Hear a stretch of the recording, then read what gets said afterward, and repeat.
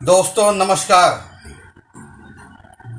लोकसभा चुनाव में हारने वाली पार्टियां अब अपने समीक्षा में जुट गई हैं। सभी पार्टियां चुनाव में हार कैसे हुई, क्या क्या कारण रहे, उसमें जुटी हुई हैं। वहीं भाजपा भी हार की समीक्षा कर रही है। हार किन कारणों से हुई, इसके लिए कौन जिम्मेदार है, इन सभी पहलुओं पर भाजपा मंथन कर रही है। लेकिन यह कहना कठिन है कि हार के कारणों की तह तक जाकर उनका निवारण भी चैनल की ओर से क्योंकि ऐसा विशेष पेशकश की गई है जब जीवन शैली अव्यवस्थित होने से उनके लिए जिम्मेदार लोगों को जवाबदेह बनाने का काम किया जाता है। फिलहाल भाजपा के सामने चुनौती यह नहीं है कि मोदी सरकार के अस्थायित्व को मजबूती कैसे दी जाए। उनके सामने बड़ी चुनौती आगामी विधानसभा चुनाव है। यदि भाजपा महाराष्ट्र, हरियाणा, झारखंड और फिर उसके बाद अन्य राज्यों में होने वाले विधानसभा चुनाव में बेहतर प्रदर्शन नहीं कर पाती तो इससे एक तो जनता को भी ये संदेश जाएगा कि उसका प्रभाव कम होता जा रहा है और दूसरे उसके नेताओं और कार्यकर्ताओं का मनोबल भी और गिरेगा। ऐसे में विपक्ष को यही संदेश दिया जाएगा कि आगामी आम चुनाव में भाजपा को सत्ता से बाहर किया जा सकता है। यह स्थिति बनेगी या नहीं, इस बारे में अभी कुछ नहीं कहा जा सकता है, क्योंकि राजनीति में एक सप्ताह भी लंबा समय होता है।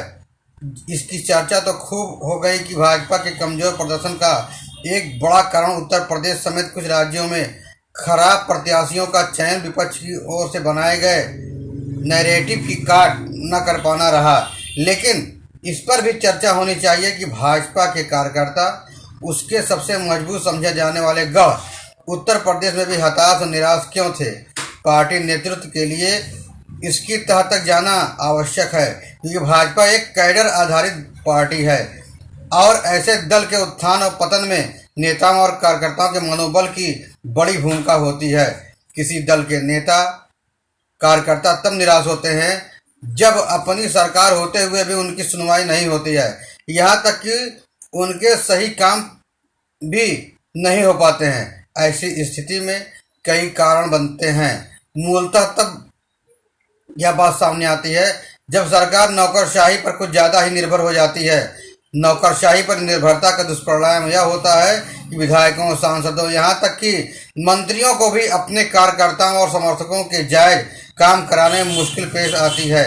जब नौकरशाहों का यह आभास हो जाता है कि उन्हें सत्तारूढ़ दल के प्रतिनिधियों को महत्व नहीं देना चाहिए, तो फिर विधायकों, सांसदों और मंत्रियों तक को भाव देना ये नौकरशाह बंद कर देते हैं। इसके चलते इन जनप्रतिनिधियों के समर्थकों को भी यह पता चल जाता है कि नेताजी की तो अपनी ही सरकार में नहीं चलती है और यहीं से उनकी निराशा और साथ ही सरकार एवं पार्टी नेतृत्व से मोहभंग का सिलसिला शुरू हो जाता है।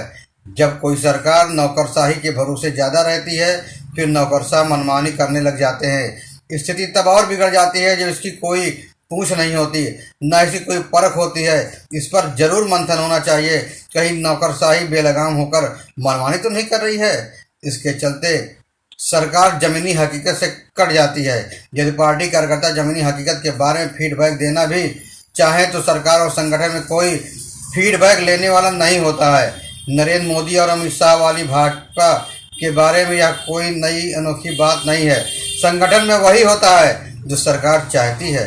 इसमें संदेह है कि टिकट वितरण में संगठन की कोई खास भूमिका रही।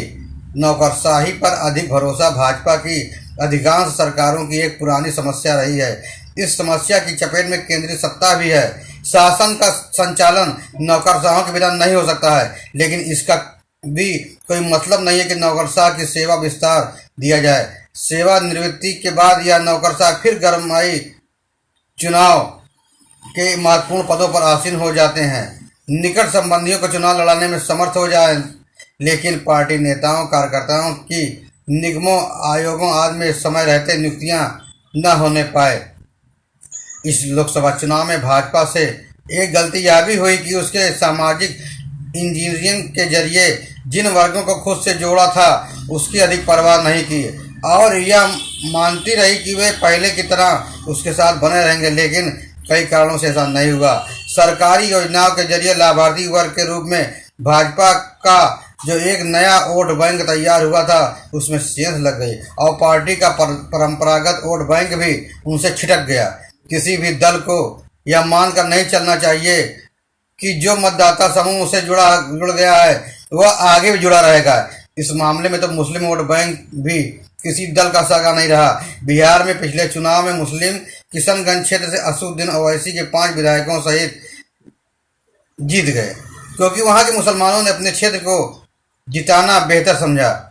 इस तरह 2009 के लोकसभा चुनाव में उत्तर प्रदेश में मुस्लिम मतदाता समाजवादी पार्टी का साथ छोड़कर कांग्रेस के पाले में चले गए थे, जिसके चलते कांग्रेस अप्रत्याशित रूप से लोकसभा की कई सीटें जीतने में सफल रही थी।